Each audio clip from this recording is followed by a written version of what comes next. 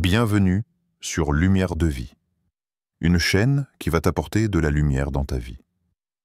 Aujourd'hui, nous allons parler d'un sujet que beaucoup prennent à la légère, mais qui cache une vérité spirituelle effrayante. Halloween. Pour la plupart des gens, Halloween n'est qu'une fête amusante, une occasion de se déguiser, de récolter des bonbons et de rire entre amis. Mais derrière les costumes, les citrouilles et les masques, se cache une histoire sombre, païenne et démoniaque que peu de personnes connaissent vraiment. Chaque année, des millions d'enfants et d'adultes participent à ce que le monde appelle la fête des morts, sans réaliser qu'ils célèbrent en réalité un culte spirituel ancien dédié aux forces des ténèbres.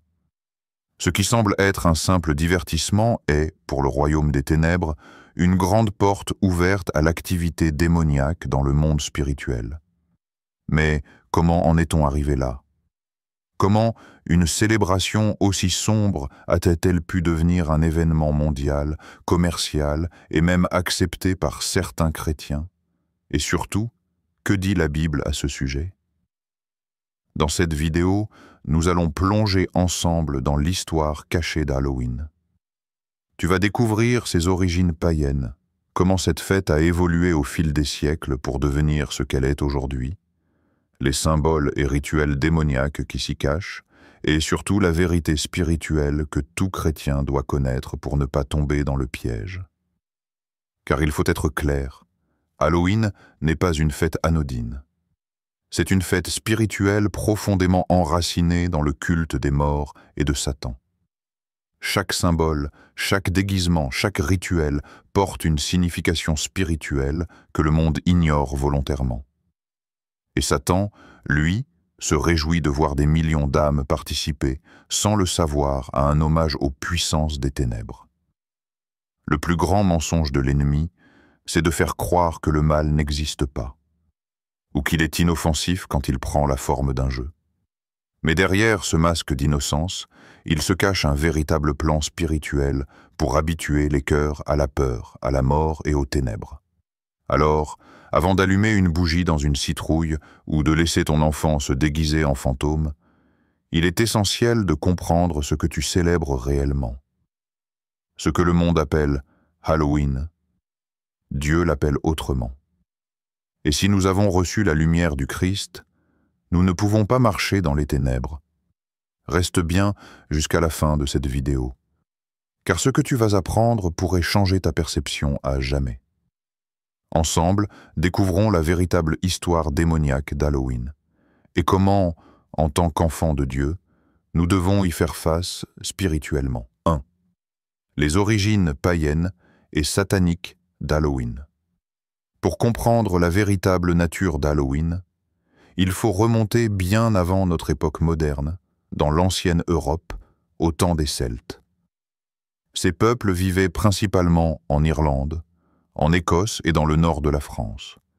Ils célébraient à la fin du mois d'octobre une fête appelée Samhain, prononcée Samhain, qui marquait la fin de l'été et le début de la saison sombre. Mais Samhain n'était pas une simple fête du calendrier agricole. Pour les Celtes, cette nuit était le moment où la frontière entre le monde des vivants et celui des morts disparaissait. Ils croyaient que les esprits des défunts revenaient errer sur la terre, et que les démons pouvaient franchir le voile pour tourmenter les hommes. C'était, selon eux, la nuit la plus spirituellement dangereuse de l'année. Les druides, prêtres et magiciens de cette ancienne religion, jouaient un rôle central durant cette célébration. Ils allumaient de grands feux, qu'ils appelaient les feux sacrés de Samhain, pour éloigner les mauvais esprits. Mais derrière ces rituels, soi-disant protecteurs, se cachaient des pratiques occultes d'une grande noirceur. De nombreux témoignages historiques et récits anciens évoquent des sacrifices d'animaux et même d'humains, offerts pour apaiser les dieux des ténèbres et les esprits errants. Les druides croyaient que ces offrandes permettraient de s'assurer la protection spirituelle du peuple et de garantir de bonnes récoltes pour l'année suivante. Les habitants, de leur côté, déposaient devant leurs portes des offrandes de nourriture pour nourrir les esprits et éviter leur colère.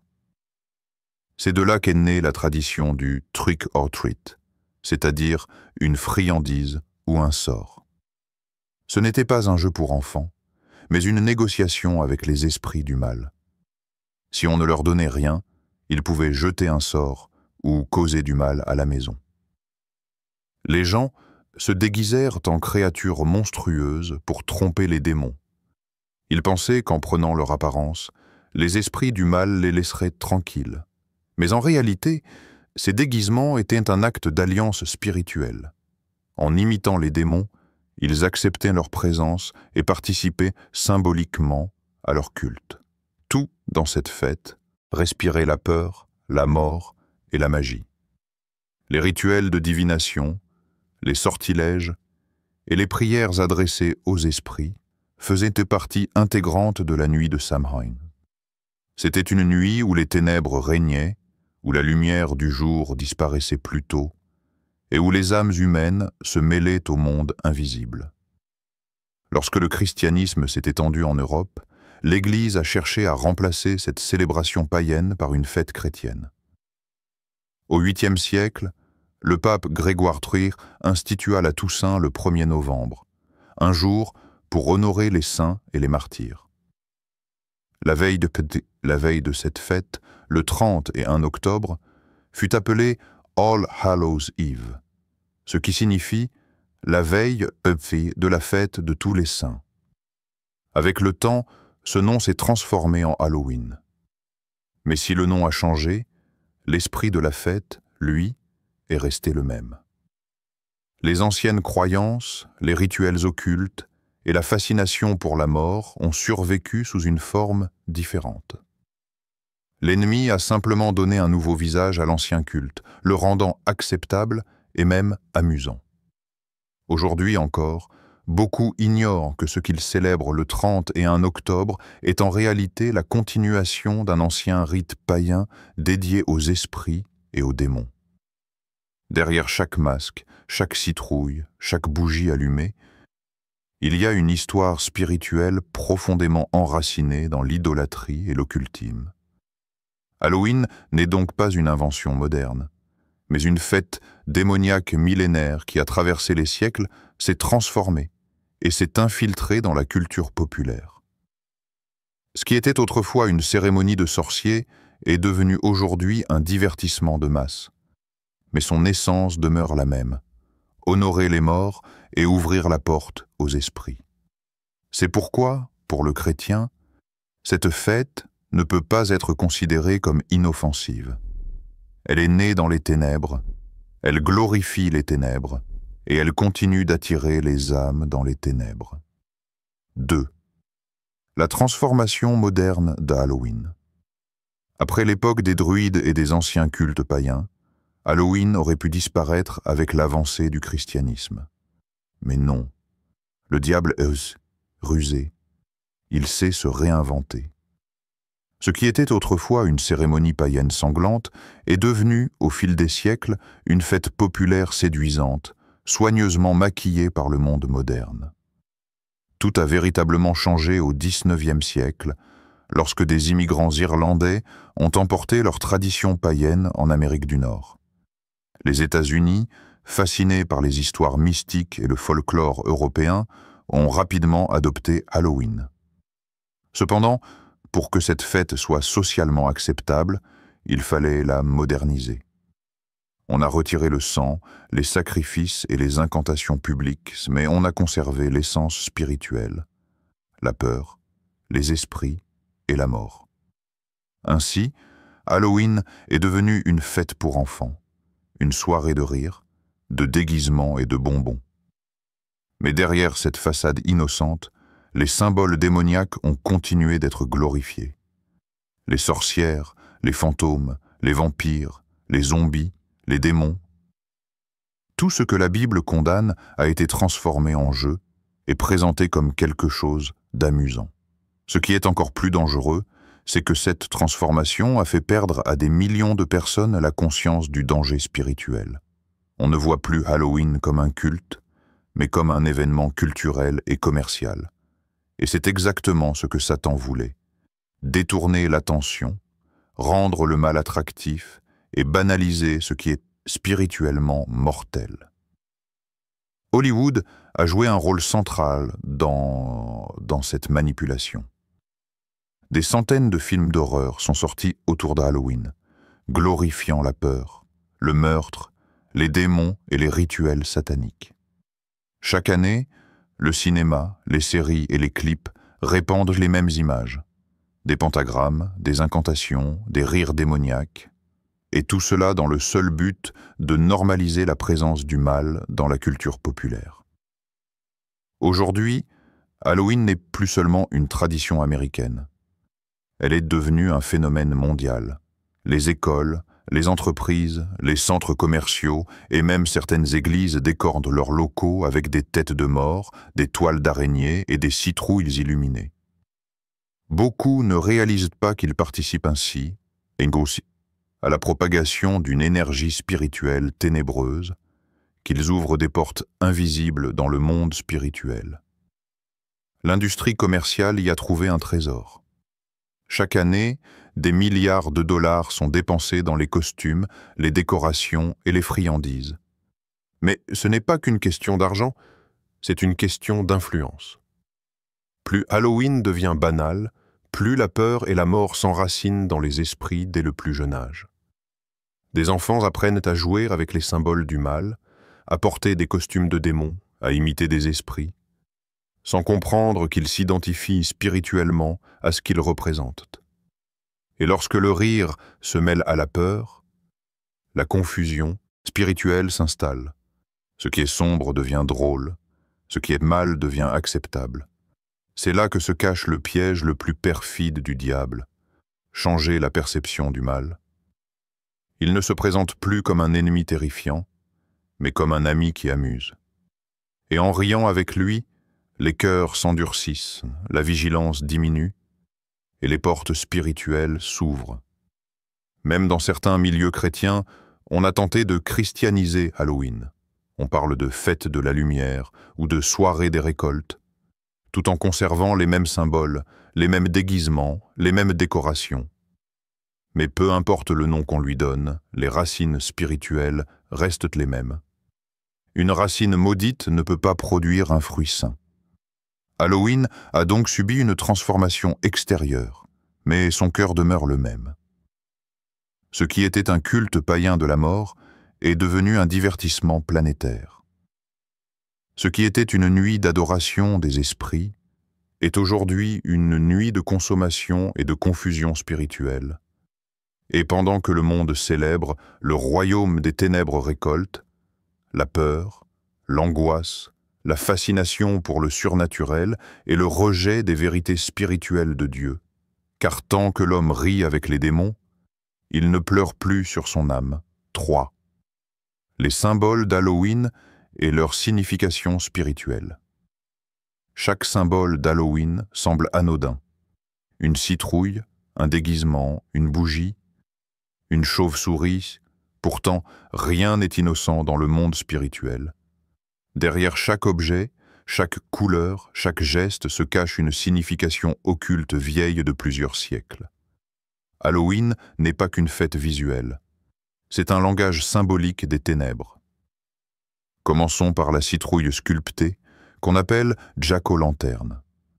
Beaucoup pensent qu'il s'agit simplement d'une décoration mignonne, mais son origine remonte encore une fois au rituel celtique de Samhain.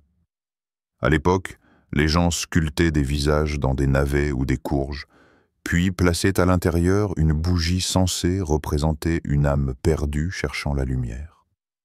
Ces lumières guidaient les esprits, ou les repoussaient selon la croyance. En réalité, c'était une offrande symbolique aux morts et aux démons errants. Aujourd'hui encore, ces visages monstrueux illuminés sont une invocation inconsciente du monde des esprits. Les bougies, elles, ne sont pas que des objets décoratifs. Dans les traditions occultes, la flamme symbolise une connexion entre le monde visible et invisible. Allumer des bougies à Halloween, c'est réactiver le rituel ancien où l'on demandait aux esprits de se manifester. Beaucoup ne le savent pas, ne se savent pas, mais cette pratique spirituelle attire réellement des présences dans les maisons. Les chauves-souris, chats noirs et hiboux sont aussi des symboles puissants. Dans la sorcellerie, ils sont considérés comme des animaux familiers, des compagnons des sorciers et des messagers des esprits. Le chat noir, en particulier, a longtemps été vu comme un vecteur d'énergie démoniaque. Sa présence dans les décorations d'Halloween n'est pas esthétique. Elle fait référence aux anciens rituels où l'on utilisait ces animaux pour protéger les invocations sataniques. Viennent ensuite les déguisements. Se vêtir d'un costume de monstre, de mort-vivant ou de sorcier peut paraître anodin, mais spirituellement, le déguisement est un acte d'identification. Quand une personne se couvre du masque d'un démon, elle prend symboliquement son identité. Dans le monde spirituel, cela peut être perçu comme une ouverture, une permission donnée à des forces ténébreuses d'entrer dans la vie de celui qui porte ce costume. Même les enfants, en jouant, s'exposent sans le savoir à une influence spirituelle qui dépasse leur compréhension. Les masques eux-mêmes sont très anciens. Dans plusieurs cultures païennes, les masques servaient à canaliser les esprits pendant les cérémonies. On croyait qu'en portant un masque, on devenait le réceptacle de l'entité qu'il représentait.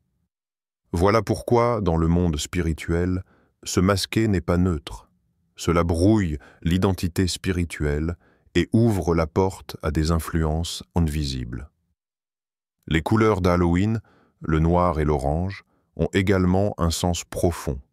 Le noir symbolise la mort, la sorcellerie, l'invisible et la puissance des ténèbres. L'orange, lui, évoque le feu, la destruction et le sacrifice. Ensemble, ces deux couleurs créent une atmosphère spirituelle dense, propice à l'activité démoniaque. Ce n'est pas un hasard si toutes les décorations d'Halloween tournent autour de ce contraste. Le noir des ténèbres et le feu des enfers. Même les toiles d'araignée, les crânes, les tombes et les squelettes ont une signification spirituelle précise. Ces symboles rappellent en la mort, la décomposition, la peur et la séparation d'avec Dieu. Dans le monde spirituel, ils nourrissent une énergie de mort et d'angoisse qui attire les esprits impurs. Chaque fois qu'une personne orne sa maison de ces symboles, elle ne s'en rend pas compte, mais elle accepte la présence spirituelle de la mort autour d'elle. Et que dire des bonbons? Ce qui semble innocent aujourd'hui trouve ses racines dans les offrandes de nourriture faites aux esprits pendant Samhain. Offrir une friandise symbolise toujours un échange spirituel. Autrefois, ces offrandes servaient à apaiser les démons.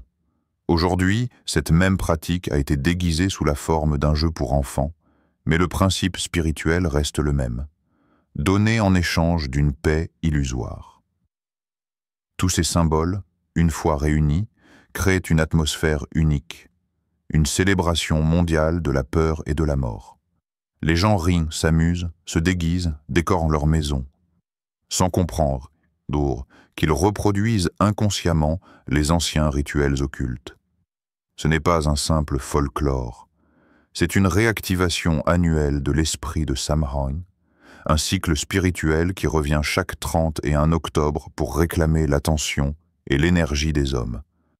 Le diable ne se cache plus derrière les ténèbres, il s'y expose ouvertement, et le monde l'applaudit. Pendant qu'on allume des bougies dans des citrouilles et qu'on peint des visages d'enfants, les ténèbres se réjouissent de voir la lumière s'éteindre. Car pour Satan, Halloween n'est pas un jeu, c'est une célébration. Et chaque symbole qu'on accepte, chaque déguisement qu'on porte, chaque décoration qu'on accroche, est pour lui un acte d'adoration inconscient. 4e, les pratiques occultes cachées derrière Halloween. Derrière l'apparente innocence d'Halloween se cachent des pratiques qui remontent à plusieurs siècles et qui continuent, dans certains milieux, d'être profondément occultes. Ces rituels ne sont pas de simples superstitions. Ils sont conçus pour ouvrir des portes spirituelles, attirer les esprits et canaliser des forces invisibles. Historiquement, la nuit du 30 et 1 octobre était considérée comme la nuit où les voiles s'abaissent. Les Celtes croyaient que les esprits des morts pouvaient alors revenir dans le monde des vivants. Pour les sorciers et les occultistes, cette période devenait idéale pour invoquer et manipuler les forces démoniaques. Chaque action, chaque geste, chaque objet possédait un pouvoir spirituel précis. Même si aujourd'hui la fête a été transformée en événement pour enfants, certains groupes occultes et satanistes continuent à observer la nuit d'Halloween comme un moment sacré. Selon des témoignages de sorciers repentis, cette nuit est utilisée pour faire des invocations et des incantations visant à contrôler ou influencer les vivants, célébrer les esprits de la mort, honorant ceux qui ont traversé le voile, mais dans le but de dominer plutôt que d'apporter la paix, réaliser des rituels de magie noire, parfois avec des objets symboliques comme des bougies, des masques ou des crânes, renforcer les énergies démoniaques à travers la peur et l'angoisse générées par les déguisements et les décorations. Une autre pratique ancienne consistait à laisser des offrandes de nourriture et de friandises à l'extérieur. Ce geste, que beaucoup considèrent aujourd'hui comme un jeu pour enfants, était en réalité un rituel. On nourrissait les esprits pour éviter leur colère ou pour gagner leur faveur. Offrir quelque chose à ces forces invisibles, même sous forme symbolique, crée un lien spirituel et ouvre une porte. Le déguisement, que l'on considère comme une activité ludique, a aussi une signification plus profonde. Porter un masque ou se transformer en sorcier, démon ou fantôme, c'est s'identifier symboliquement à l'entité représentée. Dans le monde spirituel, cela peut être interprété comme une permission involontaire donnée aux ténèbres d'agir sur la personne. Même rire et jouer avec ces symboles peut renforcer l'influence des forces occultes sur les âmes. Halloween est également connu comme le Nouvel An des sorciers. Dans certaines traditions occultes, c'est une nuit où les sorciers et les praticiens de magie noire renouvellent leur pacte et chargent les énergies spirituelles pour l'année à venir. Les bougies allumées, les sorts récités et les chants incantatoires sont destinés à activer des forces invisibles et à attirer la peur et l'angoisse dans les esprits humains. Ce qu'il est crucial de comprendre, c'est que la peur elle-même est un canal pour l'activité démoniaque. Plus les hommes se plaisent à jouer avec la peur, plus ils ouvrent leur cœur aux ténèbres. Halloween, en exploitant le rire, la frayeur et le divertissement, devient un moyen très efficace pour désensibiliser les âmes face au mal. Même certains chrétiens, croyant que participer à des fêtes ou à des déguisements est inoffensif, s'exposent à ces influences. Car le diable ne se présente jamais comme un danger immédiat. Il agit subtilement à travers le plaisir, l'amusement et la normalisation du mal. Chaque masque, chaque décoration, chaque friandise est en réalité un outil spirituel ancien, utilisé pour détourner l'attention de la lumière de Dieu et pour renforcer les ténèbres dans le monde. Pour conclure, Halloween n'est pas seulement une tradition culturelle ou un moment de divertissement, c'est une porte ouverte aux forces occultes, une célébration de l'invisible et de la mort, et un piège spirituel pour ceux qui ignorent sa véritable signification. Comprendre ces pratiques est essentiel pour le chrétien, afin de se protéger, protéger ses enfants et ne pas participer involontairement à l'œuvre des ténèbres. 5. Ce que dit la Bible sur ces pratiques. Pour le chrétien, Halloween ne peut pas être pris à la légère. Toutes ces pratiques, symboles et rituels occultes sont condamnés par la parole de Dieu. La Bible ne laisse aucune ambiguïté sur ce qui touche à la sorcellerie, aux esprits des morts et à l'adoration des ténèbres. Dans Deutéronome 18, 10 à 12, il est écrit « Qu'on ne trouve chez toi personne qui fasse passer son fils ou sa fille par le feu, qui pratique la divination, la magie, l'astrologie, les sorts ou la sorcellerie. Car quiconque fait ces choses est en abomination à l'Éternel. Ces versets montrent clairement que s'associer aux rituels occultes, même sous forme ludique ou culturelle, est une offense aux yeux de Dieu. Halloween, dans son essence, reproduit exactement ce que ces versets interdisent. Dans Ésaïe 8, 10-9, Dieu avertit « Ne consultez pas les morts et les esprits pour avoir des révélations. » Chaque déguisement, chaque jack-o'-lanterne, chaque incantation ou jeu inspiré des anciens rituels est une forme de consultation indirecte des esprits. Ce que le monde banalise comme un divertissement est pour Dieu une pratique spirituelle dangereuse. Le Nouveau Testament confirme également ce danger. Dans Galates 5, 19 à 21, Paul décrit les œuvres de la chair, parmi lesquelles se trouvent la sorcellerie et l'idolâtrie. Ces pratiques ouvrent le cœur aux influences spirituelles mauvaises et empêchent de marcher pleinement dans la lumière de Christ. Participer consciemment ou inconsciemment à Halloween peut donc être considéré comme s'exposer aux œuvres des ténèbres. Mais la Bible ne se contente pas de condamner. Elle offre aussi une protection et un refuge. Jésus-Christ est la lumière qui dissipe les ténèbres. Dans Jean 8,12, il déclare « Je suis la lumière du monde. Celui qui me suit ne marchera pas dans les ténèbres, mais il aura la lumière de la vie. » En restant en Christ, en refusant de participer à ces pratiques occultes et en enseignant à ses enfants à se détourner de ce qui glorifie les ténèbres, le chrétien se protège et protège sa famille. Il est donc essentiel de comprendre que Halloween n'est pas une fête neutre, mais une célébration qui glorifie la peur, la mort et les esprits. En tant qu'enfant de Dieu, tu as le devoir de discerner, de ne pas banaliser le mal et de marcher dans la lumière, loin de ces pratiques. Enfin, la Bible nous rappelle que nous avons l'autorité sur les forces des ténèbres. Dans Éphésiens 6, 10 à 11, il est écrit « Revêtez-vous de toute l'armure de Dieu, afin de pouvoir tenir ferme contre les ruses du diable. » Le chrétien qui comprend la vérité spirituelle d'Halloween peut ainsi dire non à tout rituel occulte, protéger son foyer et témoigner de la puissance de Dieu dans sa vie et celle de ses proches. La parole de Dieu est donc notre guide. Elle nous montre que ce qui est considéré comme un simple divertissement par le monde est en réalité un piège spirituel, et que la seule protection réside dans la prière, la foi et la lumière du Christ. Halloween n'est pas ce que le monde veut te faire croire. Derrière les rires, les costumes et les bonbons se cachent des forces spirituelles anciennes, des rituels occultes et des symboles démoniaques.